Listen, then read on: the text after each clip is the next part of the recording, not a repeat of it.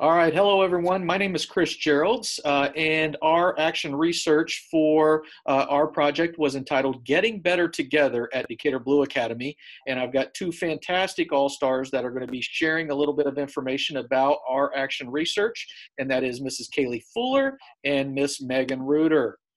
So a little bit of background leading up to our inquiry was, as a leadership team at the Blue Academy, we took a deeper look at the authenticity and the daily experiences our students were experiencing and our teachers were implementing on a daily basis. And so from some of the data that we gathered from our quality school review and our school culture survey, we found some lagging indicators in collaboration and instructional teacher support around our building. So that drove us to the purpose of our inquiry, and it was really about the action research that we chose was really to emphasize and to enhance the collaboration, the teacher support, and authentic learning experiences at Blue Academy. So our wondering was, with this purpose, we wondered, how do we develop a coaching model that will bring collaboration and authentic planning to life without being looked as evaluative from a coaching standpoint? So to do that, we, as a leadership team, came up with some questions to kind of guide us and look into that new learning. And one of them was, what does purposeful planning include? And some of the things that we had come up with were teacher knowledge of students, integration of technology, student choice, activities and materials, student grouping, and use of formative assessment data. And another question was, what does authentically engaged look at? We noticed that it was those peer-to-peer conversations that are on topic, positive teacher-to-student conversations, hands-on learning, students understanding the why of the lesson and being able to apply their learning to themselves and put it into real-life situations. And that final question is, how might coaching and collaborating with teachers look without being seen as evaluative? So our leadership team did some self-learning on identifying and becoming consistent with the following: establishing those guidelines for purposeful planning, creating criteria for an authentic classroom, and coaching and collaborating on a consistent routine to support teacher growth. The way we collect some of our data, we were on walkthroughs and different things like that, but some things that we noticed were quality school review, those walkthroughs that I mentioned, PD reflections, coaching logs with some teacher testimonials, advanced feedback, and then online video submission platform for that. That's how we upload our videos. And then peer-to-peer learning walks and personal growth goals. So, Ms. Fuller, if I can ask, when we talk about advanced feedback and the online video submissions, how did that impact our teacher growth? So within those, within advanced feedback, it's a video platform where we were able to record ourselves teaching or record other teachers or record coaching conversations. And then we're able to like upload it and make comments to it as we're uploading, but then we could share it with somebody to like help us reflect. So as a teacher, I thought it was really beneficial. If I was teaching a lesson and maybe it was something new that I wasn't super confident in, I knew that I could send it to my coach, which was Mrs. Nesbitt, and I could have her, I could like comment, be like, what do you think of this? Or different things like that. And she would take a look at it and reflect on it. And it just kind of helped me gain confidence in things that I wasn't super comfortable with, but also it was used to like, you know, get some really good feedback from somebody outside the classroom, but also knows like what my goals are as a teacher and like what kind of goals I wanted to see my students achieve. So it was just a nice way to like see comments and be able to share videos with our coaches and other teachers. Okay, and then so some of our data that you can see, we have a couple graphs on here. What do we hear and see in the classroom?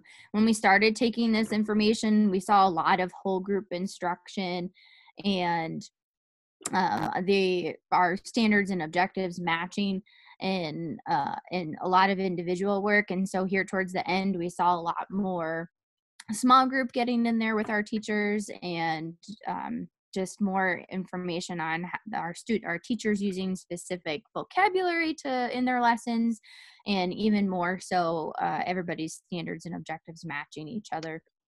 And then with how our students are involved in the lessons, when we originally started collecting the data, we saw a lot of practical thinking, and that was about it. But then here at the end, with taking all of the data, we started seeing analytical thinking and creative thinking in there a lot, which then took us into our levels of engagement.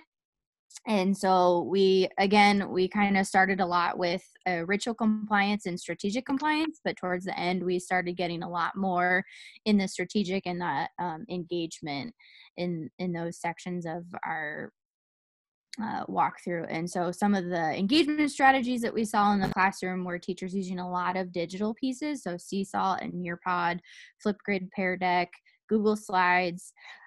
We started seeing those a lot more, and then we started seeing non-digital engagement pieces as well, with different types of games that were being used and that could be used for math and English. And so those were a lot of the different engagement pieces that we saw growing within the classroom.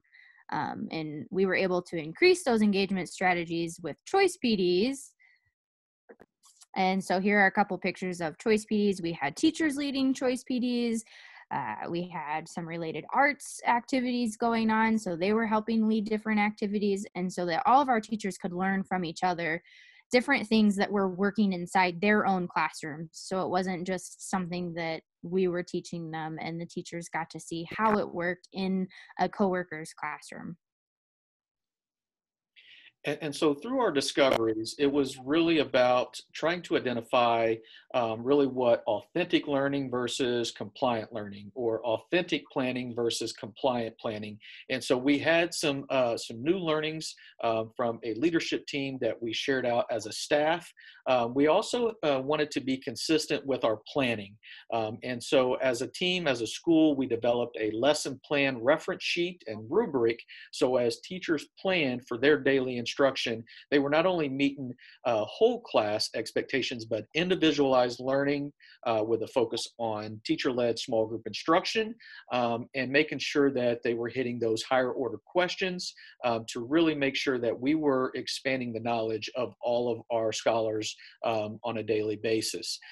So a couple other things that we did through there were the professional goals, and that was a great job led by Mrs. Fuller and Miss Reuter through a professional development, and really trying to get our teachers to go from the comfort zone to the stretch zone, to really stretch, obviously, their professional learning and their professional growth, which in turn was supported during our coaching times with each one of either their mentor coach or our lead teacher.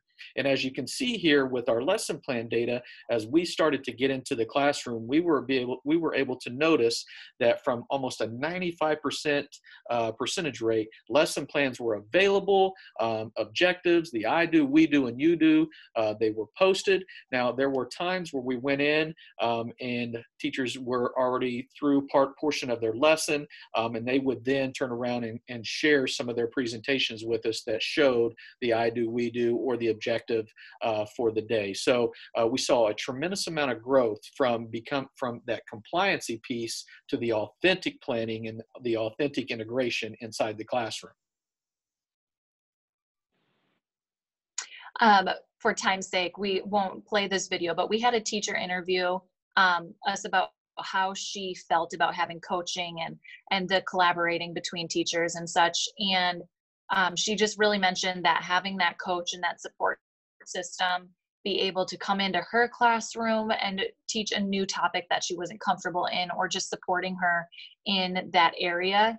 She just felt it really benefited her, gave her confidence, but then she also saw a lot of student growth in her classroom because of that experience as well. So where we're headed next, our big thing was just to point out that we're never too old to set another goal or to dream a new dream.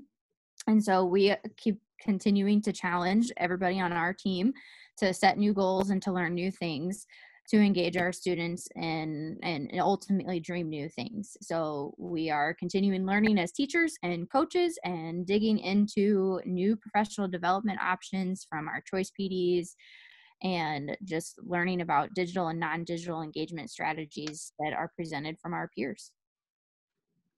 And what I would share upon that is some of the directions that we took. We used the Coaching for Change playbook that we have here in Decatur Township, our Coaching for Change rubric, where that helps drive some of our coaching conversations.